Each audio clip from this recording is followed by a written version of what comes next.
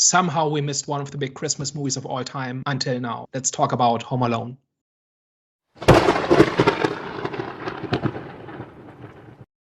Hello, everyone. Welcome back. We are back, the Eye of the Storm podcast. If you're new to this channel, then today we are doing Have You Seen? Have You Seen is when we introduce to whoever hasn't seen the movie, a new movie, or not even a new movie, a classic film, which we love.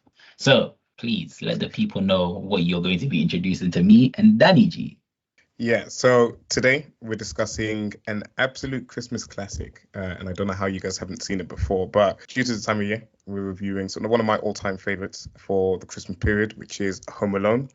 And just as a basic premise for the one or two other people that also haven't seen Home Alone out there, it's just a movie which follows an 8-year-old boy who is accidentally left behind as his family go on a trip to Paris, and in doing so has to sort of kind of like discover, what it means to be part of a family. As he sort of prior to them leaving the trip, he was sort of constantly picked on, etc., and kind of wished his family away. So inadvertently got his wish, and the kind of like movie follows sort of what comes from that. And in between that, there's also these robbers that are doing home invasions, and he also has to defend himself from these people that are trying to break into his house on this Christmas day. So again, this is a movie that anytime I see it on TV, it's one that I can't turn off. It's one that I'm like, I have to always tune into because it's one of my all-time favorites. But you guys have just seen it for the first time.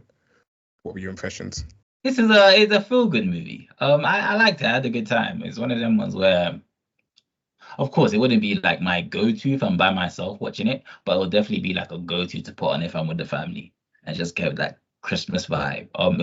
It was a fun watch, obviously. And it was interesting. Of course, it was interesting because you see how the 8-year-old, was he eight? I think he was 8. Just seeing how he responded and reacted to thinking that he's the reason why his family disappeared. And just kind of like, obviously at first he wanted, he wished that he didn't have a family, because obviously, he's always getting picked on, so he had enough of his family. So then obviously thinking that, okay, he's the one, he actually, he was responsible for his family actually disappearing, but then his family actually just forgot him. And then kind of seeing like the parallels between his thinking and his mother's thinking, and just how the story transpires, how he reacted to that, and obviously having fun, like temporarily doing like the stuff which he isn't allowed to do, and obviously seeing how that slowly kind of deteriorates in terms of like he actually ends up realizing that he misses his family. But I did enjoy that journey though, like kind of seeing how his upbringing influences in terms of like his survival skills, because he was doing the washing machine by himself, he was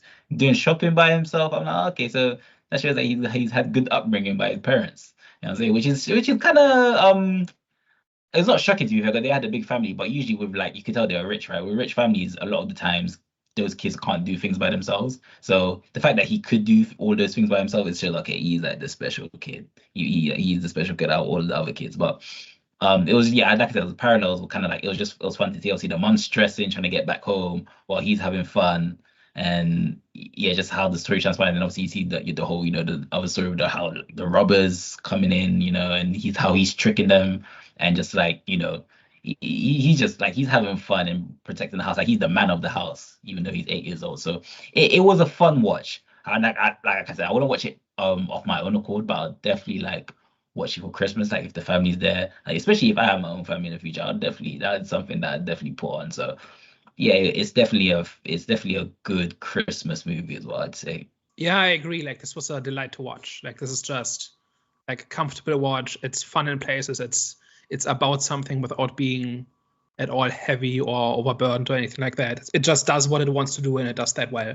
I think Kevin is a little bit rough in some places in terms of like the performance, but he's also 8 years old, right? So I think child actors are a luck of the draw anyway. If basically for long stretches of your movie, an 8-year-old is your only character, that's really tough. And I think if you cut him a little bit of slack, I think he's a lot of fun to watch as well. One thing that really struck out at me is I'd never seen Home Alone before, but I've obviously heard of it, to the point where I thought I knew what the movie was like. And it's actually not. Like I thought the movie was basically the siege movie where he gets left behind alone in the house, and then the burglars come in and he starts messing with the burglars, and that's basically the movie. And then the movie ends with the burglars kind of being defeated or being arrested or something. That's not really how it goes, right? The actual siege of the house is maybe 15 minutes, 10 minutes towards the end. And it's neither the bulk of the movie nor is it the end of the movie. And in that sense, it's kind of like The Exorcist, right? Where everybody who hasn't seen it thinks they know what the movie is about. But when you actually watch it, it's quite different in that the actual thing it's known for is a relatively small part towards the end. But the bulk of the movie is building up this character that you then care about when the famous bit happens. So in that sense, that was a really interesting experience to see and kind of figure out like in what way all of my assumptions about what this movie was like were kind of wrong. But I was kind of pleasantly surprised. I thought it was basically just 2 hours of hijinks or 90 minutes of hijinks, and it's much more than that. No, I agree. And I think Jonathan said it right in terms of it just gives you that really good feeling when you're watching this movie, or something. It's what I get from it every single time. And there's, quite a lot of heart in this movie in terms of something kind of like the journey that Kevin goes on at the start. But I mean, one question I kind of wanted to ask you guys was like, how invested were you in the journey he takes from, at the start of the movie where basically everyone in his family is like picking on him, but then even like his own mother isn't seeing it and sort of is kind of like punishing him for sort of kind of like reacting to that, to them sort of where he ends up at the end of the movie. So, were you guys kind of like brought on sort of to that journey, and sort of what do you think about like how sort of the movie kind of like laid out that character arc in this movie? What I found interesting, because usually when it comes to family dynamics, right, the youngest is usually the one that's treated like the king of the house, but he was treated like the horrid Henry. So that's why I think I felt more engaged into it. I found it like, because it was interesting. I'm like, oh, okay, so he's the youngest and he's not getting treated like he's the one that's getting treated like, the menace. That's interesting to see because it's different. So I think they already started off doing something different. So in terms of like how his journey kind of like ended up, it was, I wouldn't say it's basic, but it was definitely, of course it was unrealistic, but at the same time I think he was like kind of like living every kid's dream.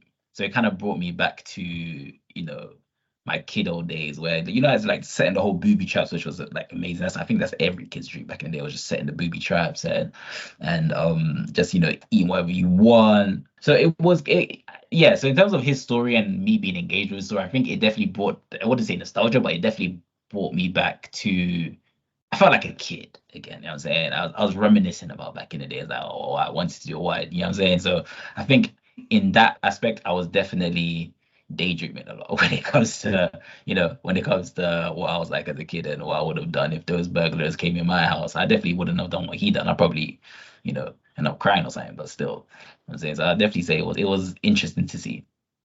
And it's a kind of movie that they don't really make anymore, right? Like this child-focused movie that's kind of accessible for everybody. Like this is not primarily a children's movie, right? This is one of those movies where I think everybody can get something out of it.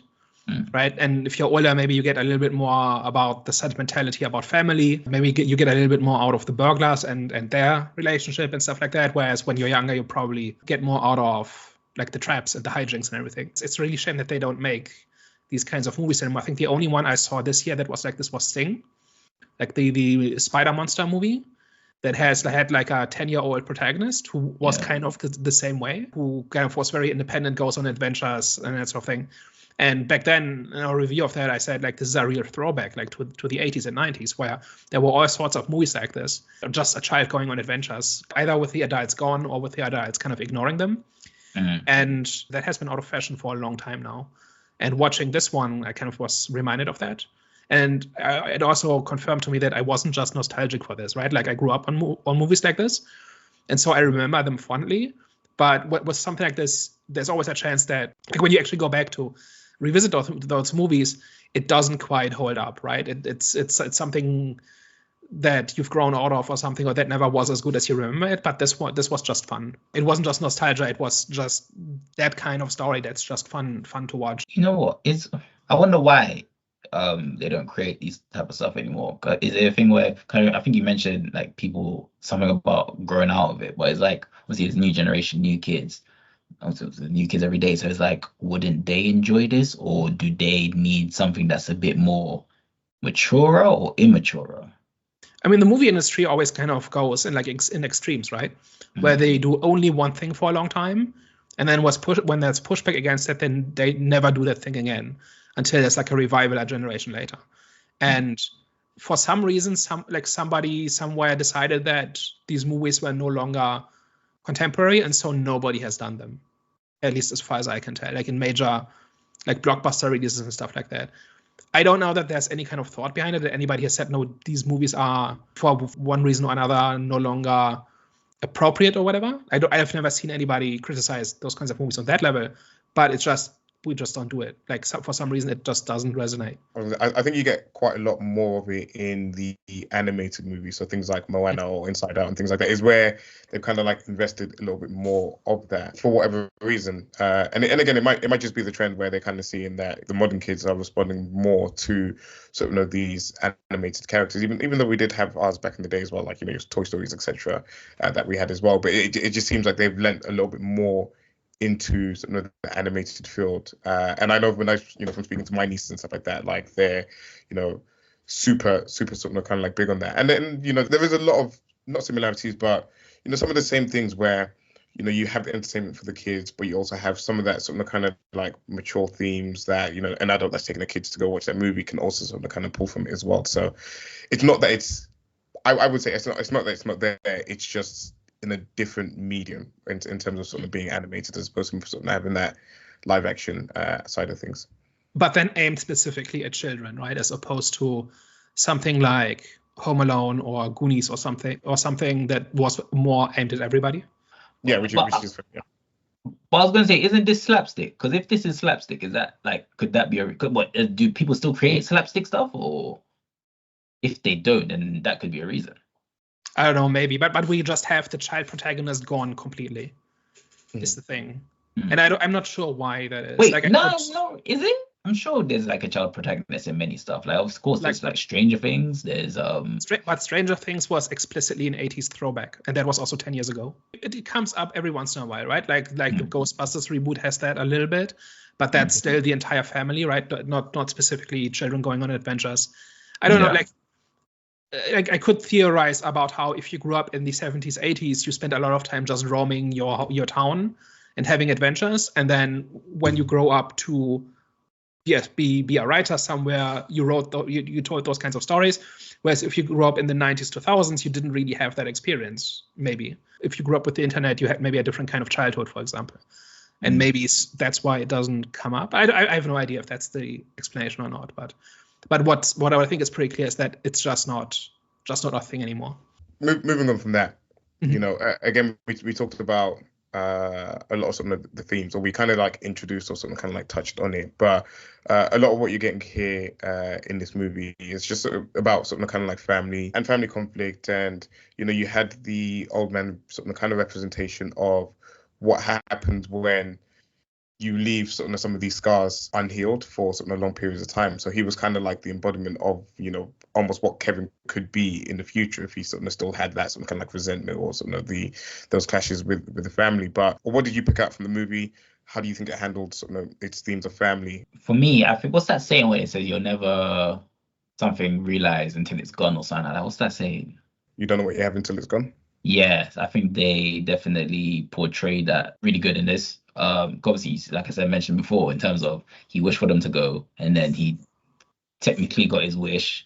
And then in the beginning, it was great, but after a while, I was like, oh, okay, like, I actually miss my family. So yeah, cool. I think they definitely portrayed in terms of like dysfunctional families, that was portrayed well as well. But like having just the saying, the way that the saying of, you'll never realize until it's gone or whatever. I don't even know what the hell the saying is, but guys, forgive me, I'm African. I think they definitely conveyed that well in terms of how they presented, how they told the story, and that being kind of like the main message, well, one of the main messages. So that's what I got from it, and that's something I definitely think, as an adult, I can see why it's universally like, it's not just for kids, because it's like, okay, there's actually a message behind this, and it's a heartful message as well. So it's something that teaches the kids. I think as well is, as you grow up and you become a little bit more aware of sort of kind of like family dynamics and where there's sort of potential conflicts within sort of the family and stuff like that, you can feel that the message behind it is that, Christmas is a time for sort of the family to come together, put your differences aside. So I feel like as well, the older you get, the more you kind of like resonate with that as well. So, you kind of resonate from sort of the two different perspectives. I think like Daniel mentioned before, sort of,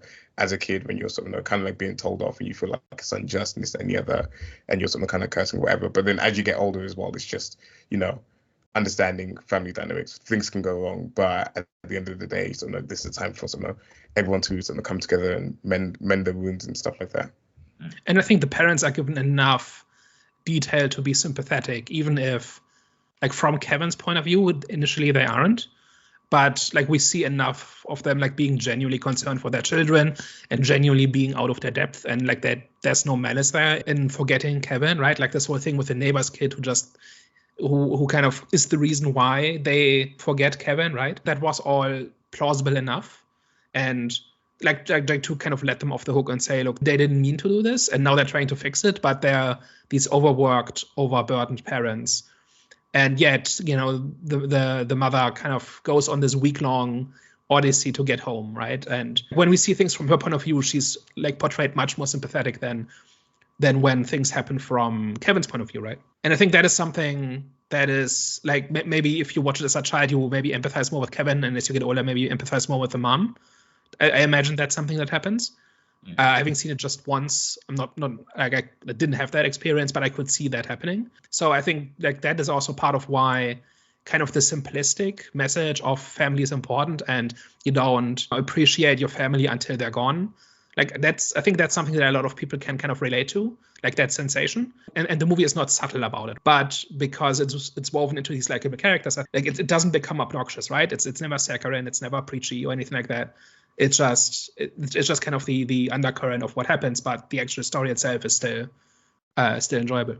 It's relatable, and it kind of makes you realize as well in terms of like you know how the mom's doing. I think she was good. There was a scene where she gave her Rolex, her first class tickets, her earrings to the couple just to get their plane tickets. And obviously, as a kid, it shows that, you know, Kevin doesn't realize what his mom what his mom's doing in order for her to get back to him. So she's sacrificing everything. Obviously, that's a reflection of how mothers are in our lives as well. Like, we don't realize sometimes how much they sacrifice behind the scenes. So it was kind of like seeing that was, and yeah, it's just seeing that was actually good to see. And it was like a reminder as well, like we may not see it, but I'm sure if your mom is in the room standing out of frame, blink twice. Nah, man. You know, I love my mom, man. Don't worry, I be praising her every day, man. Yeah, but that was good one, Daniel. But yeah, so it's a good reminder. It's needed. It's definitely needed. And it shows that you don't need to like have this massive subtlety or complexity to have this kind of simple message communicated with a little bit of artfulness, right? Right, it doesn't simply like there's no point at which a character just stands up and has a big speech about how important family is, right? Like a little bit, right? But it's woven into like the conversation between Kevin and the neighbor, right? And it's not subtle at all, but it's not obnoxious because they're not just talking at the audience, they're actually having a story unfold. So Daniel, you went into this expecting it to be just one 2 hour long sort of siege of the house. So what was your thoughts on the antagonists of the movie, the Wet Bandits, and how did you feel sort of because it's iconic, you know, the sort of all the booby traps and sort of the action set pieces that they sort of do in this movie, but how was that for you in this movie? Do you think, you know, can you see why it appeals to so much people? Did it sort of work for you in this movie at all? Was it believable as well? They're kind of lovable buffoons, right? Like they are clearly the bad guys, but they're also kind of pathetic and but in an entertaining way. Like they're kind of just trying to be these hardened criminals, but they're not really. It's not really in their nature. One thing I didn't quite understand was why Kevin at one point has this thing where he kind of makes it seem like there's a party going on in the house, right? To scare away the burglars, right? Was there a reason why he expected them to be there at that time?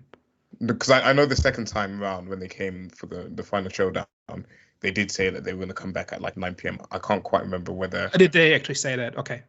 There was a part in for the later showdown, for the final showdown. I think there is a part if I remember correctly, there was a part where they say it's just a kid in the house, where he's peeked through the window and he's seen sort of Kevin putting the Christmas tree up, and then Kevin spotted him through the Christmas decorations, and then he goes on to say, he overhears them say, "We'll be back at 9 p.m." But for the one where it's showing that they're having a party, that one, I don't know whether it's explicitly said. That just seemed a bit sudden, right? Like where I didn't really see like it seemed like what was missing was like a scene where like they try to break in, and so Kevin kind of improvises the appearance. Like I really like the thing about the movie where it just happens to always have the perfect dialogue to scare people away. That was fun.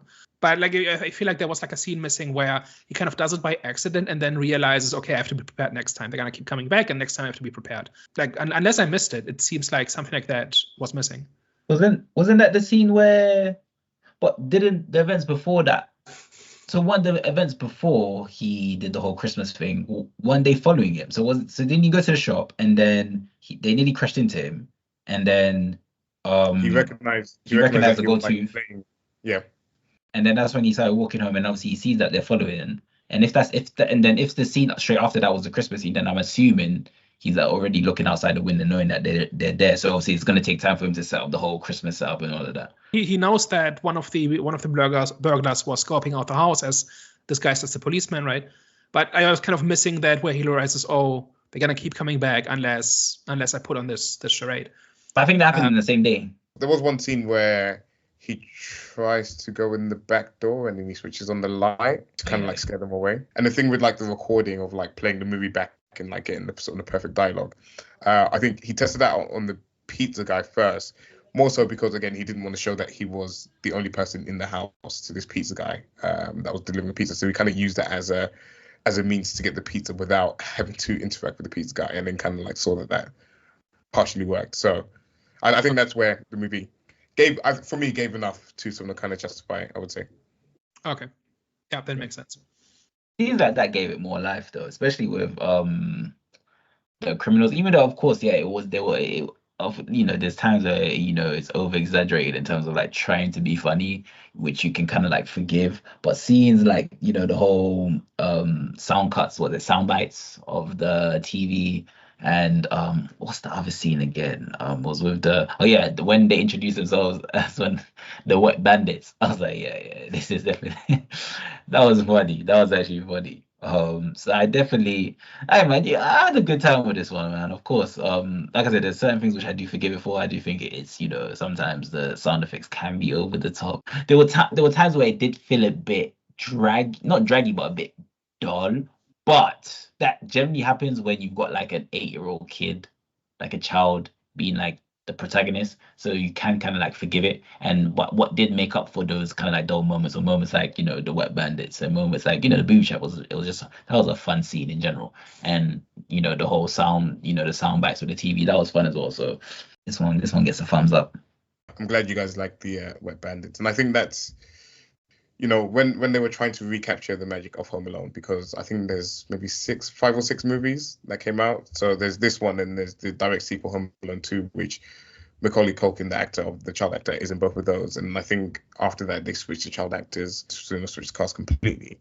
But I feel like I don't think they're underrated, because I think a lot of people sort of do kind of recognize and sort of love them in this movie, which is why I'm glad that you guys do as well. But I feel like they're also a big part of sort of why some of the later movies didn't work, because they didn't have the same kind of like presence, as the same sort of energy that these two brought to being the antagonists. And part of why the later ones didn't work as well for me was just that they took the part which they thought everyone liked, and Daniel always mentioned this, that Hollywood always learns the wrong lessons, and they pick out some of the wrong things that sort of kind of like work through the movie. So, what they picked out was, setting up all the booby traps and sort of the house siege stuff as sort of what people wanted to watch, and that then became a big part of sort of everything that came after Home Alone 2, which was extremely frustrating, because anything after that we don't even recognize.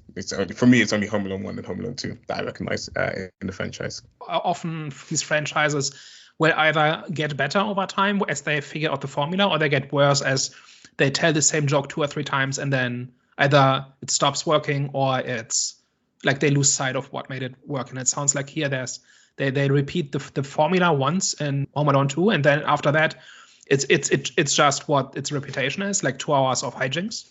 Yeah, pretty much. And I think it also loses the magic as well. Of sort of, I think Macaulay Culkin was quite big and quite popular at the time as well, and it just didn't have the same heart or the same feel. And of course, this is the second highest grossing Christmas movie of all time. So of course, they would chase to try and sort of make more money off of it. But again, it's like the Alien series, it's like sort of the Saw series, many other series where they just kind of like lose the magic that it had at the start in some of the sequels. But Jonathan, you were gonna say something there. No, I was just gonna say, how many movies were there in the franchise? About 6. I Oh, think. 6. About 6. But again with like different kids. There's about like 6 with like different kids. And Oh, I was different about to say, how could they how would they live Well, to how can they 6 lose one times? kid so many times? Do they at least jump the shark at some point? Where first movie he's just home alone, the second time he's alone in New York, right? He's alone. Does it get stupid at some point? Another one's in I can't remember which one it is. I think it might be Home Alone 5, where it's just kind of like back to being in a house in the suburb neighborhood. So it doesn't advance the formula far enough. Because you can expand the formula infinitely, right? Kevin alone at a convention center, Kevin alone in a hotel, Kevin alone on a on a cruise ship, Kevin on a plane, like whatever, right? You can do stuff with it, right? And if they wanted to, they could get deliberately ridiculous with it. But it sounds like they didn't. They kind of just tried to capture the magic of the first one without understanding it. What's funny as well, so I know in this movie it's kind of him, and I don't think we're planning to do the second one, so we can kind of discuss part of it as well. But what's also funny is how in this movie it's perceived as self-defense. You know, they're trying to break into his home, and so no, he's kind of like running all these traps. But in the sequel, he's lost in New York, and he sees the same bandits that have sort of been released a few years later. And they're trying to break into a different house, which isn't his house. But I think it's like someone related to him. But he then becomes a vigilante as opposed to sort of defending his house, which... Right. Depending on how you look at it... I was going to say that it's a joke, but that's what they actually do. Well, I mean, I think if you look at it objectively, I don't think he's actually a vigilante, like described as one. But if you look at it objectively, he kind of is a vigilante, and he kind of ups the ante in terms of sort of some of the traps that he sets, and it's whilst kind of like treading some of the same waters, it does get a little bit more creative with with that aspect of it at least. Do you guys have an issue with doing the same format, in terms of like the same story but with different characters? So like what they did with The Purge, right, in terms of franchise, where they'll have that kind of like the same settings but just different characters and different stories. But like I don't have an issue with that in terms of how you lot are saying the Home Alone franchise has pretty much turned out to become at the time. Like if there was different characters with different stories, I think that's pretty fun. Like, you know, different demographics, different stories with different characters. That you could keep a franchise alive with that. I'd be entertained with that if they did the same thing with just... I don't have a problem with that at all. It's just question is just, is it interesting? Right? Or do you just keep doing something that feels a bit like the original but doesn't understand why the original worked, and you're also not substituting in something new that works equally well or better. Like that's how a lot of these franchises go, right? Like you have a great idea for the first one, and then maybe you have something for the second one, and after that you're kind of just imitating the original, and it looks and feels a lot like the original, but it doesn't have the intention and the substance of the first one, right? And if you just are out of ideas and are just doing another one because the last one made money, that's not a recipe for making good movies, right? And I think we agree that the formula can be applied to just about anything, right? Like different settings, different characters, just a child abandoned somewhere for a while and having to figure stuff out and having to fend for themselves. Like you can tell a lot of different stories like this, right? And it just sounds like they didn't. It sounds like they kind of just try to imitate the original. Yeah. And I think where the Purge handles it well is that you have the Purge, but from loads of different perspectives, which is what kind of like Daniel was saying there in terms of like the Home Alone, which I don't think it does. Is that with the Purge you have sort of kind of like the first Purge, you have the Purge election year, you've got sort of purges from sort of loads of different people's perspectives that have different kind of like stories to tell and different sort of circumstances that they're in, which makes it interesting, and it sort of makes them navigating that Purge world interesting, as opposed to just kind of like retreading the same stuff over and over again. And that's why something like the Quiet Place movie this year also worked, because it was a similar type of movie, but it was again told from the perspective of a woman that's essentially dying anyways during sort of when the initial invasion took place. And it's like what does she do when she's dying anyways, and the world's kind of turned upside down, and she already has like a finite timeline of sort of when she's going to live to, and that might be shortened. So what does she do in that situation? So that's what makes being in this, like, again, like what we say about like Star Wars and stuff like that as well is that we don't mind being in this world. Like we enjoy being in these worlds, in in these spaces. But it's how varied are you in your storytelling? Like what new things are you introducing to keep the world sort of fresh and keep the world engaged? And like how are you expanding and sort of building your world out even further than what it already is, basically. And are you telling a story in the first place, or are you just like rearranging familiar pieces to create the illusion that you have a story, right? That's an example of a sequel or a franchise that just has nothing going for it, at least at the moment, because of that, right? Where and with Home Alone, if you bring this back to Home Alone, like if it's just kids alone in a house and there's burglars, and you do that in every movie and you do it over again, and there's maybe you bring back superficial stuff like the Matchbox cars or the spider or something, but you're not like there's no intention behind it. You're just like recycling pieces that people recognize from the movie they like. Like that would be a case of a dead franchise or of a tired franchise that's overstayed its welcome, right? Whereas a good one, we gave the examples of Quiet Place and The Purge, where it kind of iterates on the original idea but tells a different story in the same world, or approaches the same topic from a different angle or through different eyes or whatever. Like I think that is the difference between a healthy franchise and an unhealthy one, where the question is not like how close are you to the original, but is this an interesting continuation of what came before, and does it have something interesting going on? And it sounds like they did that once in Home Alone, and then afterwards they started recycling pieces. Okay, I can agree with that. I just think it would have been cool if it was like, different demographics, because like that's what we're talking about. Right? Yeah. But from a different perspective or through different eyes or something like that. That's how you would keep that fresh, but it sounds like they don't do that. Is it always like a fairly rich family in the suburbs, or does it ever turn into something else? It's, from what I know, it's a rich family in the suburbs. And that's an easy way to do it, right? Go into like an apartment in the city, or a different part of the country, or a different country, or whatever, right? Or a boarding school or anything, right? Like there are so many, like I can just come up with like 10 different variations on the theme, and that's like enough to keep the franchise going for 20 years, right?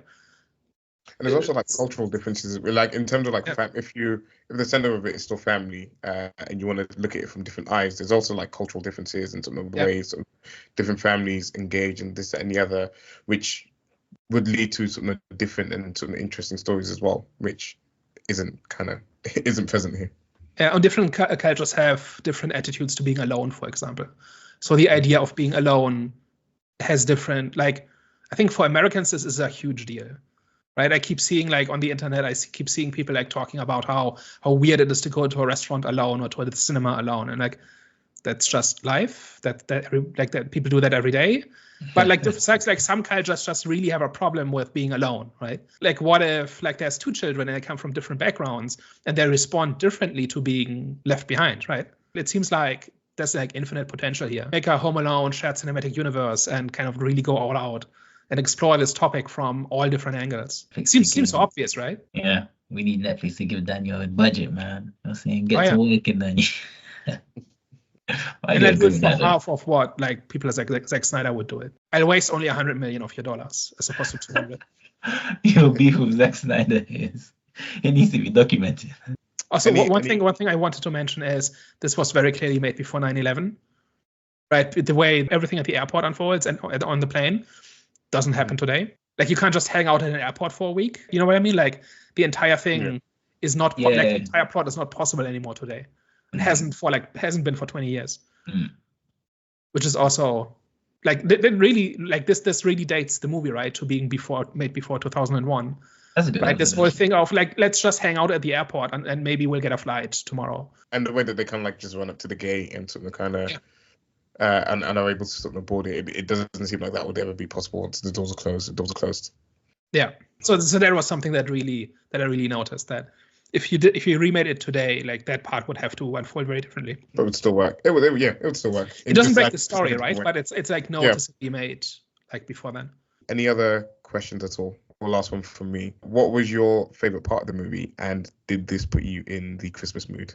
I'd say it was the church scene between Kevin and the old guy. Because that scene there, it touched me, man. Especially because he was like, I think he says, I think obviously the old guy, even like as old as you are and as mature as you are, will still have that fear of rejection, especially when it comes to like, someone that you care about. So then, and it kind of does show a reflection of how kids are just in general. Like Kevin was like, so what? If you fail, you fail. At least you tried. That's how kids generally approach things. Like even the Bible says you should approach just life as children do. So in that scene, that definitely resonated with me. I was like, yo, like I'll be like the elderly guy in terms of how I would approach things. Like, when it comes to like, trying to rekindle relationships or ask for forgiveness, I'll be scared of the fear of rejection. But obviously the way Kevin just looked at it and kind of like when I was like, this it is what it is. If it happens, it happens. At least you tried, at least you'll know. And that's how kids generally are. So it felt refreshing and it just kind of like, I was like, damn.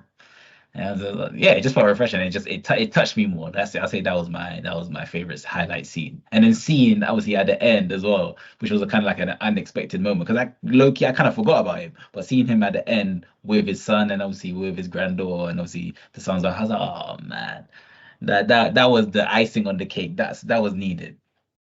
For me, it probably wasn't just one moment, but Kevin trying to be an adult. His initial ice cream and a movie binge.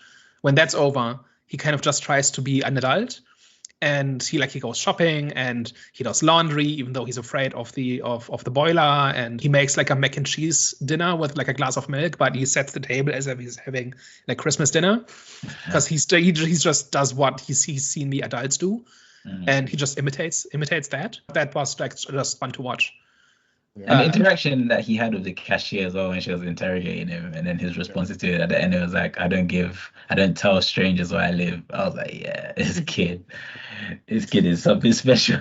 And especially like kind of like where you see where he comes from at the start of the movie, where he's looking for someone to pack his suitcase for him because he doesn't feel like he's competent enough. And then this entire experience helps kind of not mature him because he's still a kid, but it helps kind of. Wouldn't you say it's a flaw though? Because the way that he was portrayed, the way that he was introduced as a kid that can't do nothing for himself, and then all of a sudden, even though he's forced in a situation where he has to do things for himself, it's like, but where did that come from?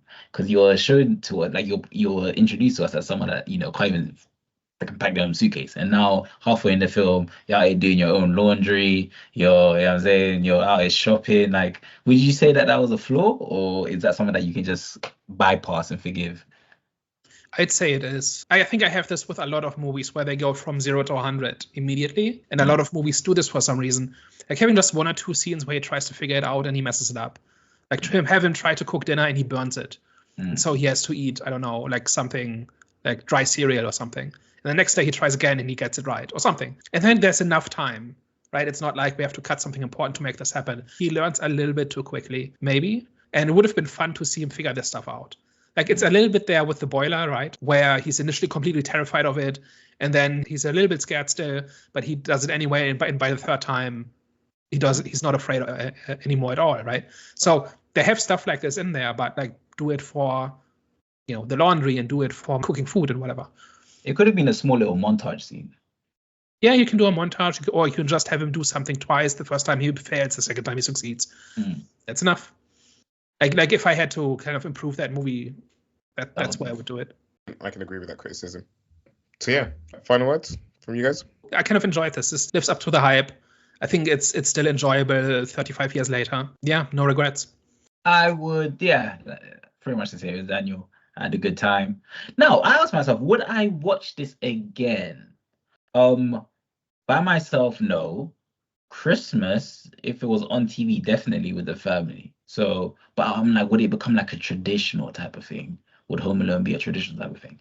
I don't think so, but I would definitely watch it a few times with the family. So it's definitely good enough to be watched a few times with the family and to show my new family in the future, like when I have a family in the future. Just wait until you have a kid and you'll feel different about it. This boy needs to grow up really quickly. We've got a long list of movies that we need to get through. But weren't you watching it before? Oh, you had a son. Yeah, I was, but then I watched it from a kid. I watched it as a kid, so anytime it's on, it brings back that good feels and brings back nostalgia. And again, I actually did put you in a Christmas mood. Like for me, I've not been thinking about Christmas. Like everything's been busy, work's been busy, etc. But then I watched this and I was like, oh, I just want to go do something Christmassy now or something or whatever. So it definitely has that kind of like nostalgic feel for me anytime I watch it. It definitely does have that influence. One thing I'm not entirely sure about is it gets pushed as the nostalgic Christmas movie, right? Like currently all the Disney Plus ads around here, Home Alone is the one they lead with, right? Hey, you want to watch Home Alone, right, around Christmas? Subscribe to Disney Plus, right? That's kind of the leading argument at the moment, right? And that's just like that people are really nostalgic for this movie more so than anything else. And I'm not sure I see that, or more that it surprises me a little bit that like I realize this is like a well-liked movie and a classic movie lots of people have fond memories of. But is it like the ultimate Christmas movie? No, I'm not so sure about that. You know, so easy when it's showing like in my cinema, and that's actually a good point. I don't know if I haven't seen a lot of Christmas. Maybe I have, I just don't remember. But I haven't seen a lot of Christmas movies for me to actually, make a statement, like to, make a statement on that, whether like if it is the ultimate Christmas movie. But it definitely is in contention because if it's shown in cinema and obviously you're seeing it's being marketed all over Disney, it's like, I can see why. But what other, like, okay, I'm not even trying to, drift away the conversation, but from the main topic, but what other Christmas movies is there? I mean, that you consider the one that outperformed it is The Grinch, which I know a lot of people love. I've never really gotten into The Grinch. I mean, one that I remember is Kindergarten Cop with Arnold Schwarzenegger. That's one that I enjoy a lot. But I don't know. For me, it would be the definitive one of the ones I watched. Is the one that I'd go back to regardless. Would probably be Home Alone.